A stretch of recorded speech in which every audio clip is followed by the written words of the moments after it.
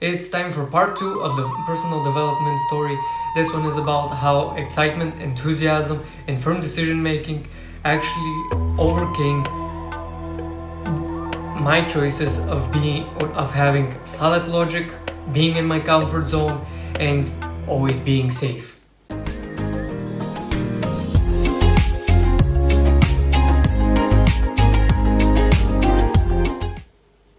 Now, for some people, that might be a bad thing, but we're going to look into it in this story. I don't know, it should show you why I deem it better, at least why I deem it better. You can make a decision for yourself if it is better.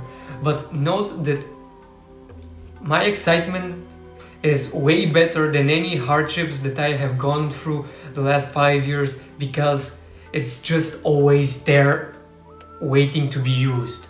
And that's actually an interesting thought, and we're going to look into it. But let's stick to the story, okay? Now, this one is about Cogitality Academy. This is a new academy, or at least in the English world. By English I mean that it recently had its materials translated into English, and the online academy is still just opened a few months ago, and it's ready to accept members. I'll put links down into the description so that you can check it out for yourself. For me, it's a fantastic experience, and that's why I would recommend it to you as well. Now, this isn't going to be a review of the academy. It's going to be what my experiences revolving around the academy are, and how it actually gave me the push to make new choices, life-changing choices, and how it helped me make the steps towards definite change. It's actually very important because for me it proves that everybody can and has the ability to change, as well as achieve anything that he or she puts his or her mind to. You can look up what Cogitality means in their website or in my website under KeyPracticalBuild.com/inspirations, and you'll see what it stands for. But for now, let's stick to the story again, second time, so let's begin. I met with the author of the academy because it's an academy in a theory. It's an academy and a theory because it's an academy based on the theory of cogitality, or cogitality theory. I'm not sure how cogitality is pronounced because I'm probably the first one mentioning that word in English and also vlogging about it, so woohoo.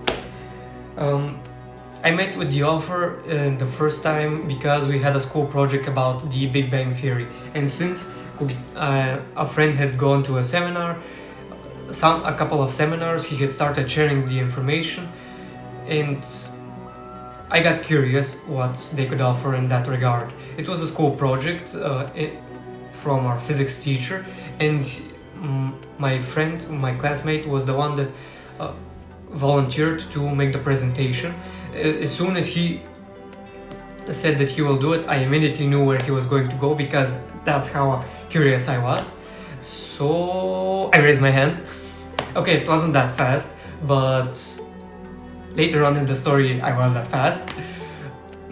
Why was I so in this case I was so curious because every time that my friend, my classmate, we're friends, would know, shared pieces of the information that he learned from the seminars, I was always a counter to him. I always countered him. I was always the one that telling him that this is wrong, this is how it is. Sorry, that things aren't this way. You get the idea. I was always opposing him, and at some point he gave up on explaining these things to me because why? I was always a counter to him. Yeah, logically, you know that somebody that's always the opposite of you, you can't tell him to stop. He's going to say I won't, because he's opposing you. So he stopped speaking with me on these themes, but I was very curious, which is why I actually wanted to go in person and see what they could offer on part on the Big Bang Theory piece, and we went there, and it was amazing. The explanation actually blew my mind. It was logical, thought all the way through. It had scientific facts, and those aren't really scientific facts that you would find somewhere else. There were different articles and the connections made between them. That's what I actually learned that later on. But since the author and the creator of the theory just explained it to us, and since it was so logical, I actually understood everything. It actually blew my mind because it was so simple and it was so clear. And going back now, I would say that that's a moment that I was enlightened. But at that time, with the mindset that I had, it was more like my mind was blown, and it was a wonderful experience. Continuing on, we did the presentation. Everything went well. Our classmates became curious, and our physics teacher, suggested that we bring the author to make a lecture in the school, and he did. And this time it was all the classes from our year. We were, I think, senior year, so we were 5 classes, I think, in one single classroom, which was a lot of people in one place, but we managed and it worked. Now, the weekend before the presentation at school, and the creator's presentation, not ours had already passed, I had an opportunity to go to a seminar for free. And I was conscious enough to know that if I don't do this, I probably won't have the same chance, and I'll probably remain the same person, bad person. I want to use other words, but let's keep it civil. I knew that if I didn't go to the seminar, I was going to remain the same person, and at least I just wanted to see the full picture. They do have a film. I had already watched the film, but it's just 2 hours, whereas the seminar is 2 days per 9 hours, which is a lot. And for me, it was very a lot. Very a lot. It was a huge amount of information. My face became red. My eyes became red. My head started pounding. I could barely keep up, but I was decisive. I wanted to keep up, to concentrate, to understand and learn what information there was to learn. So that's what I did. And the interesting part is that I was doing that because, like I said, I was conscious, and I knew that if I continued in the same way and I didn't make those changes now, I will remain the same person forever. That kind of person forever. And I didn't like that idea. I really wished to expand my horizons because I did believe in supernatural to some extent. Here's where I tell you that this academy explains, or the theory, the academy is for practical application, the theory explains everything paranormal and supernatural in a very scientific and mannerly way. There's a logic to everything there, and everything is simple. I really have to tell you, it does really look simple. Or it starts to look simple once you've listened through the seminar or been to a seminar. I'm not sure how the phrasing is, so that's why I'm repeating some sentences with different words. Now, the interesting part on my first seminar was that at the end of the seminar, there's regularly, at that time, groups formed so that we can make regressions. Regressions are past life, entering a meditative state in order to see a past life. Progression is for a future life. And we were a group of classmates, and when the person sat down in our group, and he asked who would like to be first, or does anybody like to be first, then I reacted like that. But literally, that's what I did, because that's how afraid I was that my resistance, natural resistance and counter to everything, would affect me if I don't do it now. So I was the first one, and it was actually an interesting experience. For a person that's so deep into the desire to control everything and be a counter to everything, it was actually fairly easy to enter a regression. And that's it. Really, I was amazed by the fact that I managed to do it, and it felt very real and interesting. Why am I telling you this? Because it's kind of a start to a change, but it wasn't the actual change. So I continued to go to the seminars regularly, from where I learned a lot. I absorbed a lot of information, and that's pretty much it. I started entering meditations. I applied the exercises that were that were given in the seminar, but I wasn't really changing. What I was doing was gathering information so that I can oppose everybody better, because that was my mindset. I still continued with the old habits, and this continued on for 6 months or so. After, I think it was that period, that long. I'm not sure how long it was exactly, but at some point I received a push, and it wasn't a horrific push, but it actually made me think that it was all over, and it was the beginning of a feeling lost. I didn't know what to do, but life continued on. So yeah, I received a couple of pushes. One was with the creator. He told me that I wasn't doing anything, I wasn't changing, I was the same person. So we were supposed to work together, but they told me that since I wasn't changing, I was continuing on with my old habits. They told me that they couldn't trust me anymore, so they asked me to stop going to the seminars, and I did. But 30 minutes after I received that message in Skype, I entered a meditation because I didn't know what to do. And through the meditation, I actually went into a progression to see what to do. I didn't know what to do. I was kind of lost. And I saw that things weren't going to... The development of events was going to be bad.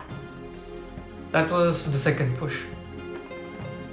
And after that, I just went to take a shower because I really didn't know what to do.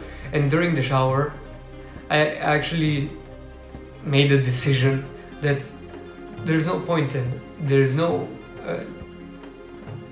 going around this. It's high time for change. And that's when I made a firm decision to change. Funnily enough,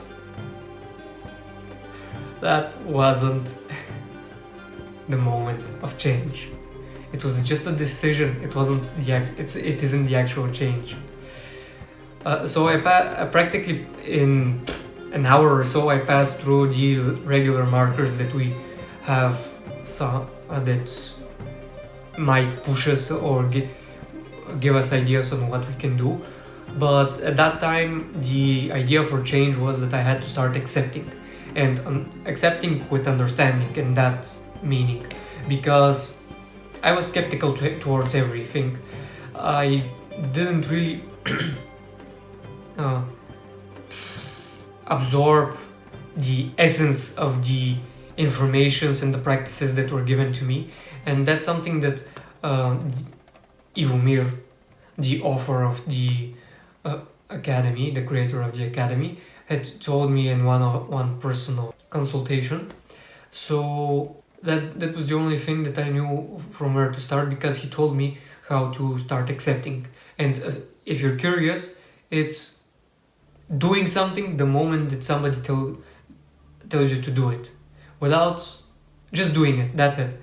No resistance, no thinking it over, just going out there and doing it. Somebody tells you something, you do it. That's how you start accepting and give out 100% trust. And it was the next day or the day after the next day, I'm not sure when it was. The actual practical steps towards change, or the first one, started 1 or 2 days after the decision making under the shower. And it wasn't really something grand, it was just me making a decision and seeing it through. Making the decision to do something that I was told. And it was actually a 50-50 chance. Now, you may experience this because it's always 50-50 true and 50% true and 50% false.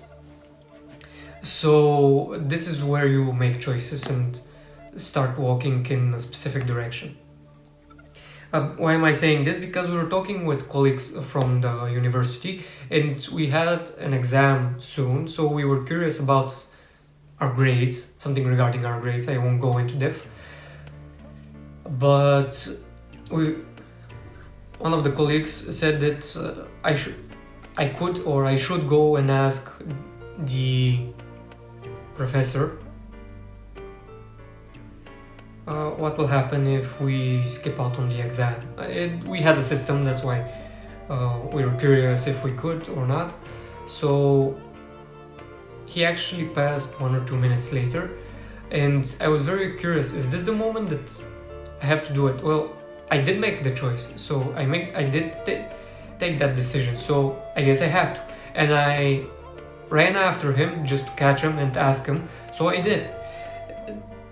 So what's important here? It wasn't actually a very big step, but it was a step. It's the beginning, it's how it started. And if you're someone that's always criticizing yourself, it's important to see yourself do something and be conscious about you doing it and why you're doing it, so that you can see that you can actually do it.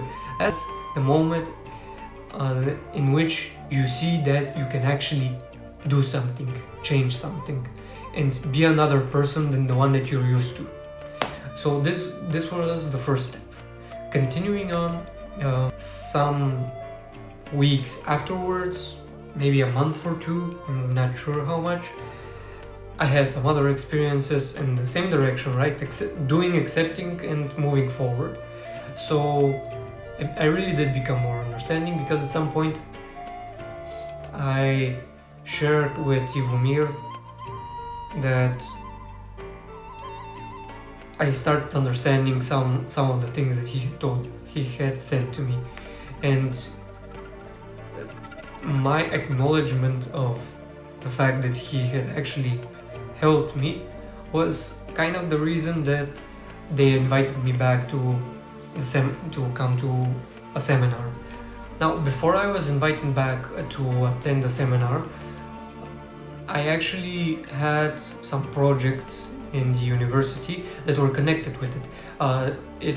The academy and the theory itself inspired me so much that I wanted to continue exploring the ideas and the themes that the theory itself explained.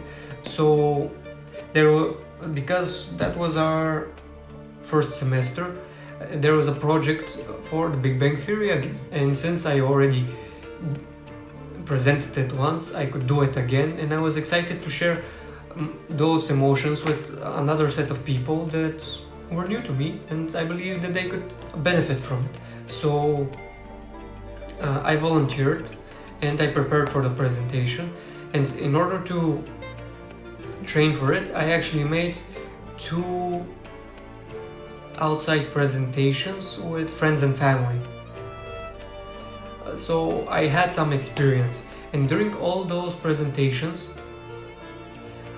were my first channeling experiences, when I actually channeled the information through. It's actually, how do I put this? Every time that type of I start sharing that type of of information. Now I know this, but then I didn't. There's always that spark that keeps you moving forward, keeps you pushing and looking into it again and again so that you can see what it can be. The freedom of choice, of thinking, of the possibilities, the abilities that we could develop, it's all there. You feel the connection, the inspiration practically. The connection is the inspiration, which is a fun fact, but I don't know how else to put it. So I did a couple of presentations, so I had some experience with what it is to present in front of people, and for some of them it was kind of scary. The third one, I didn't know what to do. I really didn't know what to do, and because there were new people, people I didn't know, friends of my grandma, my father, my aunt, and I just had to present. So I did, and that was my strongest presentation, and it was great. I think, and my feedback was that it was very well done, and it was clear. So this was the beginning of me finding an emotional base on which I want to work on, and which I would like to develop into something more. Because again, the experience of the freedom during a channeling state is something amazing. Now I had some experience with meditation which might have helped, but it's actually letting the information through, and this is actually what I attempt to do in all these videos. I don't really monitor what I'm saying so much as just to keep saying it, because this is actually how, at least for me, and I think for other people that do it, reach enlightening revelations. And the more you do it, the more curious it gets. Basically, the Academy had given me something that I actually lacked before. Let's call it purpose, or just for story's sake. Basically, the Academy gave me something that I was lacking before, and that was purpose, or a direction in which to develop, an inspiration and idea that I would gladly explore on my own through, if I had to, not that I have to, but something that I am going to follow, something that I'm always going to follow. And that was actually a very turning point for me. It's not just the information helped me understand that coming out of your comfort zone can be a good thing, and it actually explained how, why, as well as the practical applications actually fulfilled me even more, because they showed me that all those principles are true, and that freedom actually is something worth striving towards. And even the pushes, at that time I was actually close to entering into a crisis, a depression, but they actually helped me, they developed me, and now they're just funny to me. I can't really explain it, but they are. It's kind of hard for me to express it more freely while I'm doing it in English, because the words don't come as easily as they would in my native language, which is Bulgarian. But still, I hope that me telling you how exciting it was, and that it was exciting, helps you understand what I mean, as well as the trust. Because initially, even though I was curious what the theory and the Academy represented, I was skeptical of what it could be, and I was afraid that it might be a cult. But it came through, it did, and now it's practically the base of my life, because every day I'm filtering and looking through the new perspectives that I developed through the practices of the Academy. This is why it's so important for me. And it actually showed me that being a member of something isn't actually understanding what that something is until you actually apply it, until it actually becomes part of your life, a habit. Now in the next video we're going to look into an even more inspirational time of my life, period of my life, and how it affected me. It's actually the one that I places my most practical experiences as well as practical steps, because I learned a lot. While again at that time I didn't know it, I was actually going crazy because I thought that I was just failing and failing and failing and failing, and it was terrible at that time. Now I go back and I'm happy that I went through that experience. So some of this isn't the whole story of my experiences with the Academy. We'll go through it again, but this is the base that the Academy has given me. Everything else is practical experiences. Now, some of the events that I'm going to explain throughout the videos are going to intertwine. They overlap. That's what I wanted to say.